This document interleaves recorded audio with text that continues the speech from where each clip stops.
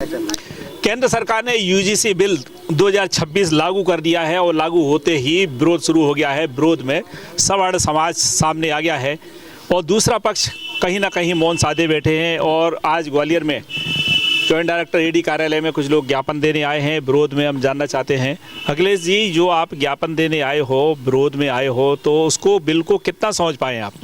Bill का जो अध्ययन किया उस बिल में स्पष्ट तौर पे लिखा है, सबसे पहली बात तो विद्यालय को दो भागों में तोड़ दिया, एक आरक्षित वर्ग, एक अनारक्षित वर्ग। और दूसरा उन्होंने ये मान लिया कि जो आरक्षित वर्ग है वो शोषित है और अनारक्षित वर्ग हमेशा शोषण करता आता है।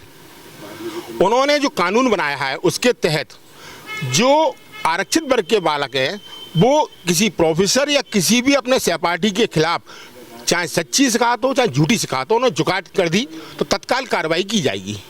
और दूसरा उसके अंदर कमी ये है, यदि शिकायतकर्ता झूठा भी हुआ तो उस शिकायतकर्ता के खिलाफ कोई कार्रवाई नहीं की जाएगी। सरकार का उसमें जो वक्तव्य है कि यदि हम शिकायतकर्ता के खिलाफ झूठी पर कार्रवाई कर देंगे तो वो हतोत्साहित हो जाएगा और आगे से शिकायत नहीं करेगा। मतलब सरकार ये मानती है कैसे भी करके हमको समान वर्ग के छात्रों को, प्रोफेसरों को शिक्षा से दूर रखना है। समान वर्ग के छात्रों को शिक्षा से दूर रखना है। आप एडवोकेट हैं, कोई भी कानून होता है, जैसे हत्या भी हो जाती है तो आरोपी बनाया जाता है, जांच होती है और कोर्ट में ट्रायल चलती है।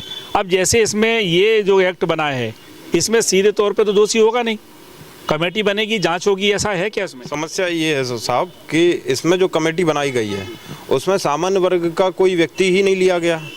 जो पीड़ित होगा SC ST OBC का, उन्हीं के लोग कमेटी में होंगे। अब जब कमेटी में भी उन्हीं के लोग होंगे तो हमारी आवाज़, हमारी बात सुनने वाला व्यक्ति जब कमेटी में ही नहीं होगा तो जांच क्या होगी?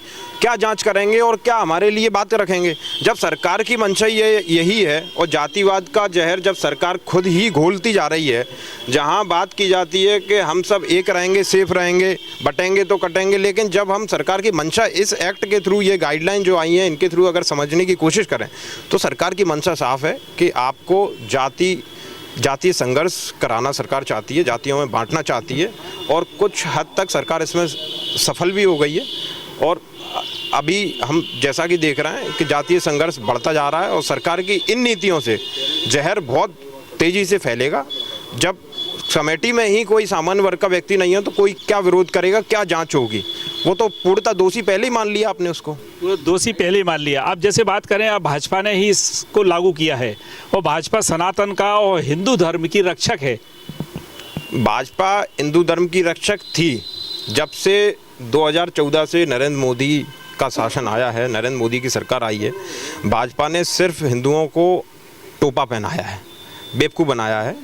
और इसके बाद चाहे 2018 में जब सुप्रीम कोर्ट ने जांच का प्रावधान SC ST एक्ट में किया, उसके बाद केंद्र सरकार द्वारा लाया हुआ बिल हो या ये नई गाइडलाइन या -40 जो मेडिकल में अभी आया है, -40 पे SC ST के लोगों के सिलेक्शन होंगे। अब जब -40 पे जिनके एडमिशन हो जाएंगे वो उनसे इलाज कौन कराएगा? जब सारे कानून सरकार ऐसे ही लाना चाह रही है तो सरकार की मंशा साफ है कि सवर्ण विरोधी, हिंदू विरोधी, सनातन विरोधी सरकार है। सवर्ण विरोधी, सनातन विरोधी, हिंदू विरोधी। क्या आपको लगता है कि जो SC ST का तबका है, जंगलों में जाता रहा है, नीचे सुविधा भोगी रहा है, सुविधा नहीं मिल पाई उनको, वो उतना उच्च शिक्षा में ऊपर जा पा रहा है? बिल्कुल जा रहा है। आज देख लीजिए आप, सब लोग उनके कर्मचारी हैं हर जगह। आरक्षण के माध्यम से शायद वो गया है, अब आरक्षण खत्म हो रहा है।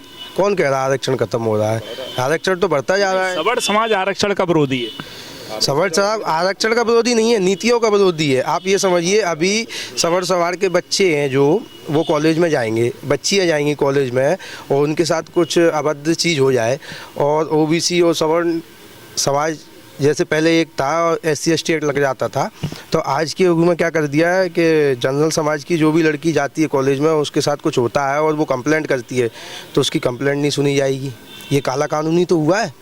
UGC जो काला कानून है, UGC काला कानून है। आरक्षण में बोलो, आपने जैसा ही प्रश्न किया कि आरक्षण के कारण मतलब उनको आगे बढ़ा रहा हो, हम लोग उसका विरोध कर रहे हैं, ये बात पूर्णतः असत्य है। हम आपके माध्यम से एक बात कहना चाहते हैं, हम आरक्षण का विरोध नहीं, आरक्षण की नीति का विरोध है।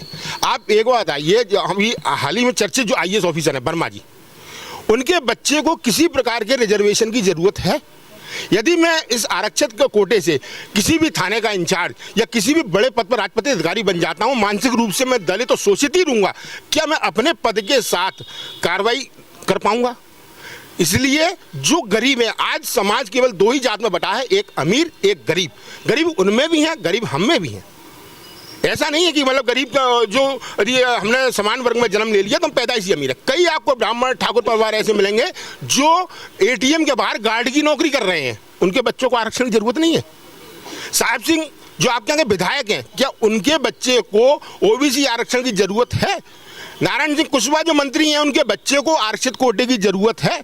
हमारा तो मानना केवल इतना है, जो भी व्यक्ति इस कोटे का लाभ लेकर कम से कम राजपत्रित अधिकारी या किसी निगम मंडल का अध्यक्ष या विधायक या सांसद बन चुका है, उनके परिवार को इस कोटे से बाहर निकाला जाए, जिससे उसी वर्ग के लोगों को आगे बढ़ाया जाए। मैं भाजपा से एक बात पूछना चाहता हूं, उनके जो प्रेरणा सूत्र थे पंडित दीनदयाल उपाध्याय, इसी ग्वालियर महानगर में उन्होंने एक मतावाद का एक सिद्धांत दिया था। उसमें यह था कि शासन की सुविधाएं अंतिम व्यक्ति तक पहुंचना चाहिए। क्या वर्तमान आरक्षण प्रणाली, ये योजना अंतिम व्यक्ति तक पहुंचने में साधक है? हमारे घर में कोई कार्य होता है, उस कार्य के संपन्न होने के बाद हम उसमें चर्चा करते हैं, इस कार्य में क्या कमी रह गई। आरक्षण जो नीति चली आ रही 75 साल से, क्या उस पर समीक्षा की अब जरूरत नहीं है? सरकार जी यानी समीक्षा उसमें होना चाहिए। तो आप जैसे ये वाला है शिक्षा में जो यूजीसी लागू किया, यूजीसी बिल लाए हैं, तो यूजीसी बिल में आखिर क्या जरूरत पड़ गई सरकार को? आपने कितना समझाया, क्या जरूरत पड़ी है और उसकी मंशा क्या है सरकार की? केवल राजनीतिक वोटिंग, केवल राजनीतिक महत्वाकांक्षाओं को पूर्ति करने के लिए उन्होंने ये कहा। एक बात आई, जब हम विद्यालय में पढ़ते हैं, एक ड्रेस कोड था जो किस लिए था कि हमारे अंदर अमीरी गरीबी का जात का भेद ना हो, जो खाकी पैंट सफेद शर्ट सब पहनेंगे। हमने कभी भेदा, जब हमने एडमिशन लिया, हमारे सहपाठी किस जात का था, हमने एक साथ बैठ कर टिफिन खाया। हमें जब हम काउंटर पर फीस जमा करने गए, चूंकि हम पांडे हैं इसलिए हमें 500 रुपये देने हैं, वो पासवान है 50 रुपये देने हैं। भेद वहां से आया, शासन भेद करता है, और ये केवल उन्होंने एक वर्ण संघर्ष की कगार पे ला के रख दिया है। सरकार की जी मानता आज बहुत मुद्दे हैं, बेरोजगारी, सड़कें टूटी पड़ी हैं, आपका ध्यान इससे में भटकाना है, आप केवल इसी बात पे लड़े रहिए। यानी ध्यान भटकाना है, यानी आपका ये कहना है कि सरकारें, राजनीतिक दल केवल लड़ा रहे जनता को, केवल जनता को लड़ा के अपना राज्य स्थापित करना चाहते हैं। उनको इससे किसी प्रकार का मतलब नहीं है कि जनता कितनी सुखी है कितनी दुखी है।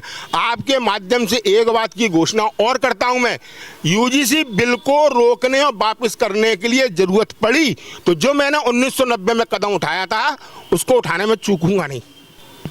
1990 में आरक्षण के विरोध में ये थे उन्होंने, और आत्मदाह का प्रयास किया था, अखिलेश पांडे हैं।